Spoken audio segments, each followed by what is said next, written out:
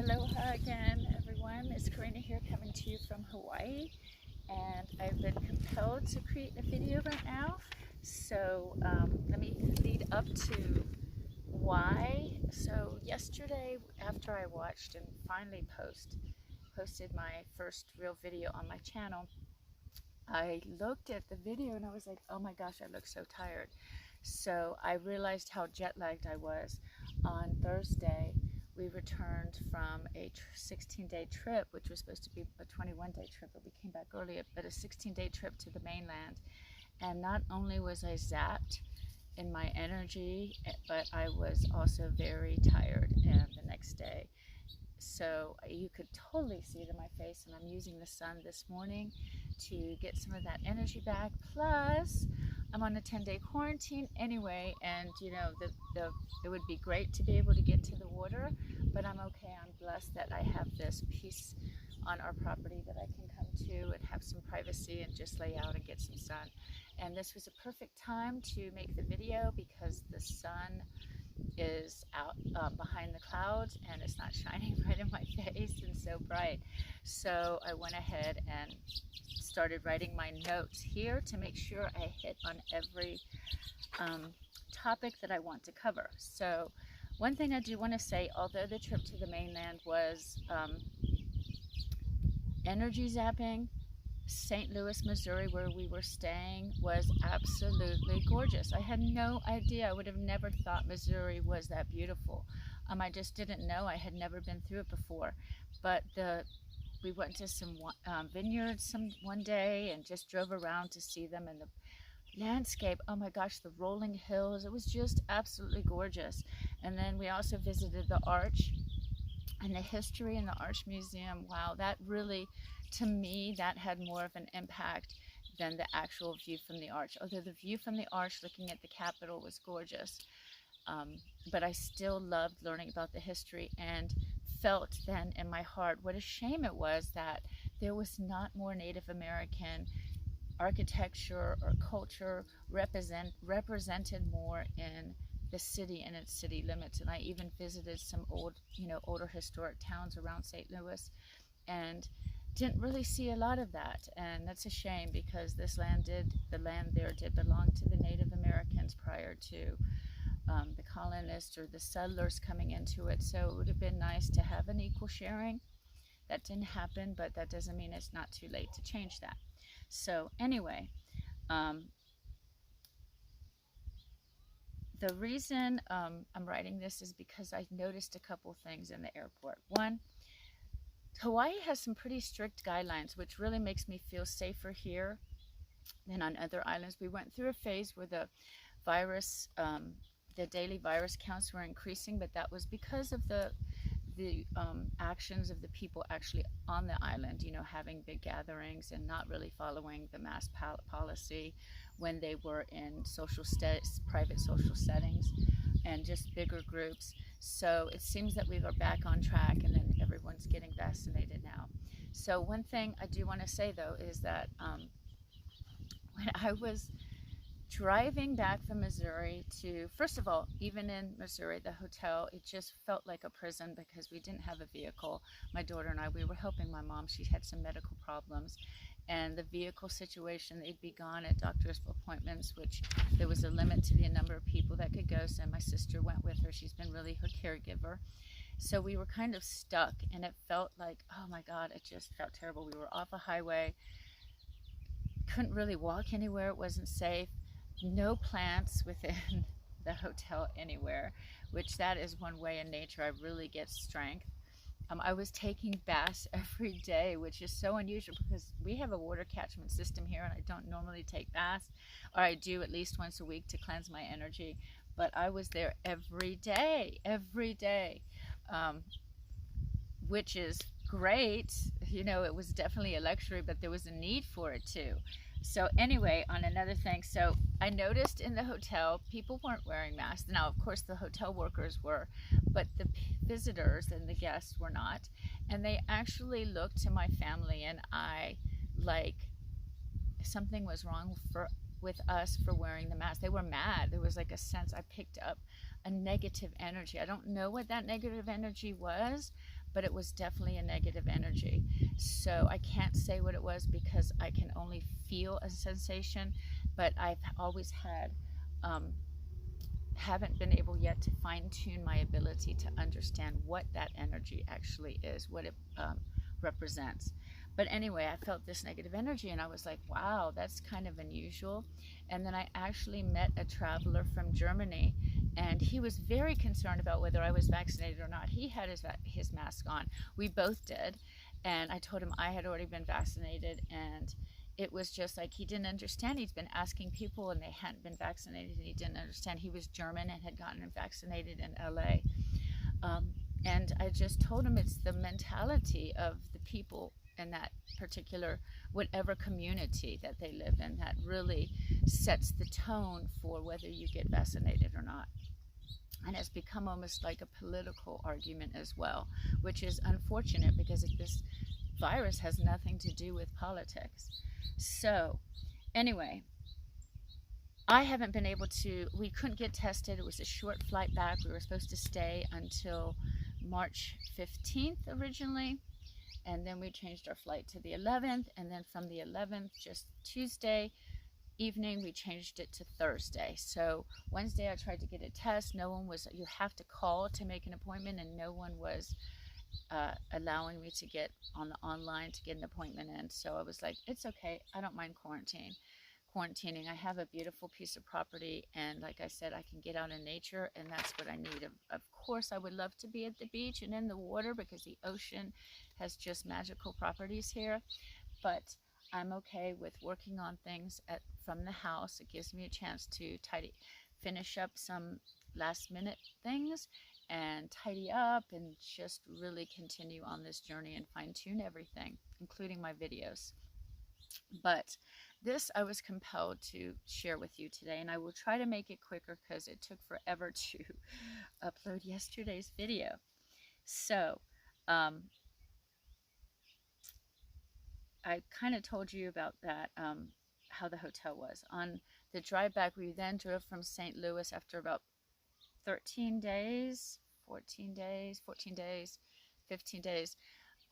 14 days. We drove, on the 14th day, we drove to Florida, actually lower Alabama, and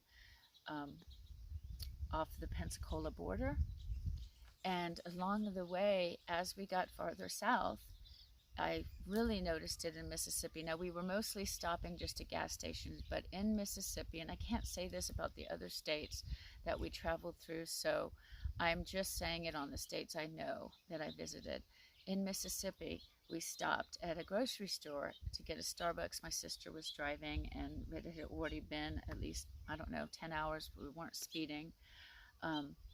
And we were making frequent stops for everyone. All four women in the car, they're going to make stops for each other for the bathroom and food and anything that's needed. So of course this trip is going to take longer, but that's a good thing because then everyone's comfortable. So we did I noticed it in Mississippi. There was no even message on the grocery store that we stopped at to say that a mask mandate is in place and to wear a mask inside. And so it was really like, now the workers had their mask on, and about 50-50, I would say, which represents the current climate in the United States of mask wearers versus non-mask wearers.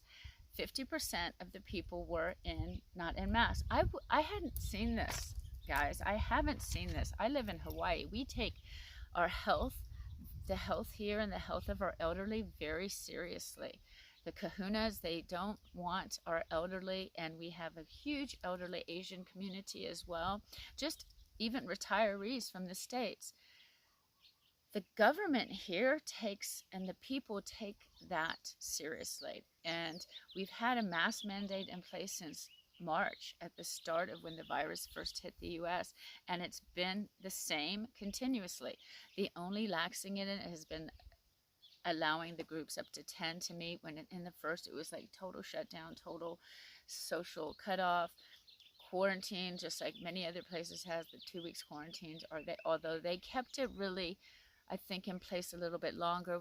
When they opened it up, it was just for medical appointments and like food and things like that. And then they opened it up again for recreation because Hawaii does have such an active lifestyle of its people.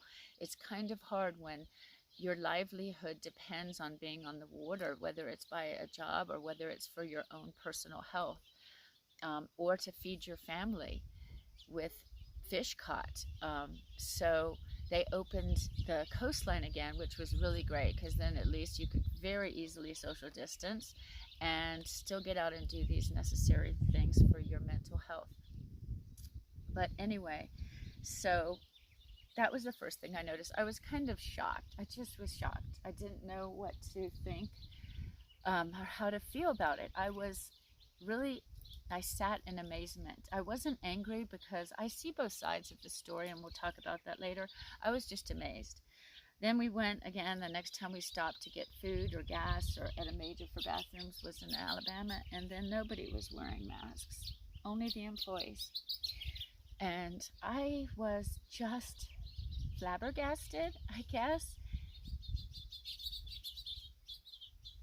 I understand not wanting to feel that the pandemic is not in your life anymore, but it still is. So ignoring the pandemic and pretending it's not affecting the world is not going to help stop it. And that's the truth. So I tried to think of a way of sharing this message without offending anyone, because that is the last thing I want to do, but I have to share something. So I understand the people that talk about their freedoms when they talk about mask wearing. I understand that we've seen China and we've seen the limitations placed on their people there because of a regime that is freedomless, really, without freedom or enough freedom. So we don't want to go that route. We are so fearful of going that route, we're almost actually manifesting that route. So, and in our behavior to where we will be on a lockdown like this because the virus is going to get stronger. So we have to stop that, and we have to go back and reset and start thinking like, okay, I remember when the Black Lives Matter movement came about really strongly at the early beginnings of the pandemic time, because people woke and they were able to sit down and think about all these unfair events that have been happening in our society for so long, all around the world, our societies. So I understand, and I remember that one fear during that time was the thought of defunding the police and not having the strength in our forces. And I really thought, I was like, this is the same situation, only you're doing what you don't want to happen. You're not listening to the laws of our federal government, and you don't want them to apply to you, so you are refusing to do it. Now imagine if you wouldn't want that to happen with any criminals, would you? So why are we exhibiting that same behavior ourselves?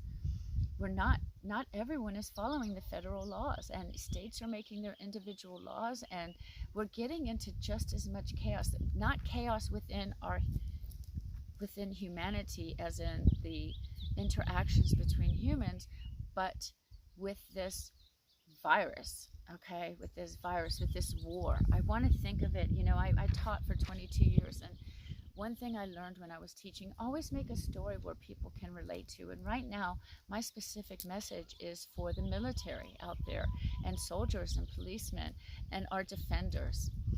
If we need to think of this virus as a war. We're fighting a war. It's the enemy. COVID-19 is the enemy. And it's, unfortunately, it's an invisible enemy, which, imagine being in a battlefield with an invisible enemy. You're almost defenseless. So if we can start looking at COVID as our enemy, and an invisible enemy at that, what can we do?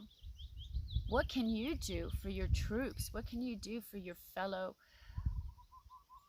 SEAL, Navy SEAL, Special Forces? I'm talking to you guys. You guys have, and the generals out there, and our commanders, you have this idea of saving at the same time as on a mission to destroy the enemy. Saving lives and saving with the intent, though, of destroying the enemy. We need to have the intent of destroying this enemy. The enemy is COVID-19. So what can we do? We can arm ourselves, okay? We can use tools to make us stronger. One of those tools is wearing a mask. It's like a defense, okay? It may not kill the enemy, but it will protect us. It's our shield. So wear your shields. Think of your mask as a shield. It's not because you're afraid of the virus. Don't be fearful of this virus. I'm not. But treat it like an enemy. So wear your shield for protection, for yourself and the people you love and your community. That's number one. The second thing is the vaccine is like a bulletproof vest. A bulletproof vest or some type of armor or chainmail, whatever they've used throughout the centuries in war, will not stop the attack from coming, but it will lessen its impact. So wear your armor, and the armor in this case happens to be a vaccine. Do we know a lot about our armor? No, we don't. Is it heavy? Is it a burdensome for some of us? It may be, but that's what armor is sometimes like. It's not always comfortable. But you have to have the knowledge that your armor is going to protect you. So those two things, think about that. You, the general public, think about that when you're thinking of the virus. I may be preaching to the choir because some of you already know this, but the message today is for the people who don't see this yet. I'm trying to show you a different picture of what we're going through right now in this pandemic. So the next thing I want to make sure is that think of an enemy in a real war and think of this virus. This virus wants to succeed. It's on a destructive mission. In that destructive mission, human lives are taken and human lives are affected dearly. So it's spreading at a phenomenal, its movement is so fast, okay? And like again I said, it's an invisible enemy. So think about all these things, all right? Think about your enemy. What can we do to defeat our enemy? So I already said the mask is like your shield. The vaccine is like your bulletproof vest. So if we don't, we need to collaborate and kick COVID's ass. Okay, I don't know how to be more blunt than that, and I'm sorry if I offended anyone with the word ass, but we have to kick its ass. Because it'll strengthen. Just like enemy will. It'll strengthen its forces, and actually the good, and there's good and bad about the vaccine. The vaccine will have this enemy raise its defenses. Okay, so that's what happens. We've seen it every time we've used antibiotics, and we see is you use antibiotics for a while, the virus gets stronger, the bacteria gets stronger. That's just how viruses work. There's nothing we can do to stop it. It wants to survive, and it wants to succeed, and it wants domination. Okay, so, and really, my sister and I were talking about it. It's sent from the environment. It's protecting its planet and itself. Because if you notice anything, the virus is doing nothing to our water systems, as in the ocean, our parks, our beaches, our beautiful scenery, waterfalls, snow-capped mountains. It's not changing that. Actually, those areas are getting better. So it's a very precarious situation we're in, that it's actually good for the plants and animals around us because of our destructive behavior as humans to those things. So it's almost like you want to fear, you don't want to think of the thought that who's behind, who are its allies. Because if you look at who's benefiting, the allies are numerous. So our enemy is going to raise its defenses now. It's already raised its defenses. What are we on, the third mutation? Just wait till the vaccine is in everybody and it can't get through our armor. I mean, it can affect us, but it's really not doing the damage that it wants to inflict. It is going to increase its strength. So what does that mean? Well, it means just as if you were a police officer or out in battle, special force on a mission, and you get shot and you have protected armor, yeah, you'll get hurt. You may be a little bit knocked out, but you kind of get stronger. You're like, I'm got to move. I can't make these same mistakes again. That's what's going to happen to the vaccinated, I keep saying vaccinated people. We're going to get through this. I'm worried about the non-vaccinated people because look at the death and destruction that COVID has already left in its path. And when it mutates into a stronger force, I think there's going to be more death and definitely bodily injury and permanent or long-term damage afterwards. So think about that, military people. We're your troops, okay? You need to be out there now speaking to the world and telling us how to protect ourselves against this invisible enemy. Think of it as an enemy. What is the best thing that we can do to protect ourselves? Please guide us, speak up, give us defenses, give us tools. This is so unknown, but there are things out there that we can use that at least help slow things down or prevent them from getting worse. Share what those are if this was a military situation. Okay, so use your knowledge and apply it to this war. I just saw that in caps that I had written. Change the path today. Let's change the path today. Let's all of us, let's wear our mask and get the vaccine. Protect yourself and humanity. That's the message for today. And yeah, I'm sorry guys, this is all fire and brimstone message. I am trying to be as positive as possible, but at the start of what I realized my soul's purpose was, I started receiving visions, a lot of visions from God and the spirit world, and I saw this path of destruction, and I saw what's happening next, and I saw where it's going to be, where it's going to take us. But then I was also given the gift of another vision, a vision of really a utopia.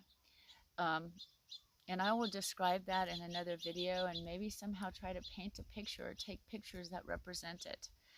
But it was a completely different. And at that time I didn't want to listen to the messages because they were overwhelming. But the message was the time is now, that I need to make a change and that the world needs change. So it took me about a year to really embrace these visions and what their meanings are, but God has gifted me with both of them, and He's allowed me to see that we will turn this around with your help. We will make our utopia together, worldwide. So we have to start in small doses. We have to hit our greatest enemy first, and the greatest enemy that is affecting the world today is COVID-19. That is really killing people. Okay, so it's killing and injuring our troops. So we need to do what is needed of us to protect our fellow brother and sister, and to protect ourselves and our community, our lands, which in this case, our land is our planet. You want to get more specific, of course, the United States. You want to get even more specific of that. For me, it's Hawaii. For you, it's whatever state you live in. Even farther down, Kau District here on Hawaii. Farther down than that, Ocean View. And then my property. But we have to think big. We have to think what we can do for the world. And if we make our goal saving the world, then of course we're going to do the things around our household that's needed to keep us protected from this virus, from this invisible enemy that's attacking our troops. All the troops, actually. So, there's other factors that contribute to this virus, but that's for a later video. It deals with our treatment, use, and containment of animals. But like I said, that's for a future video. So, I got all serious on you guys because this is serious. And I don't want to lose this beautiful place that I love. And I don't want to change this. I want to make it better, not worse. And I'm going to make it better. I will make it better. I am making it better. I make it better. I have to change my conversation. You make it better. So, I'm signing off. Aloha again, beautiful souls. You're out there listening to me. You're being called to this video. I know it. I'm sending out the messages to the universe. They want us to succeed. Okay? The plants and animals are on our side. They just know that they benefit from the virus. That doesn't mean that they want the virus. They want us. Okay? We have been collaborating and living together since the start of our existence, and that relationship needs to continue, and that relationship continues. So we change the world in our thoughts, our words, our actions, and our deeds. So make your intentions pure and filled with love of all. It's the first step in saving our planet and humanity, guys. And it begins inside of you. You make a difference.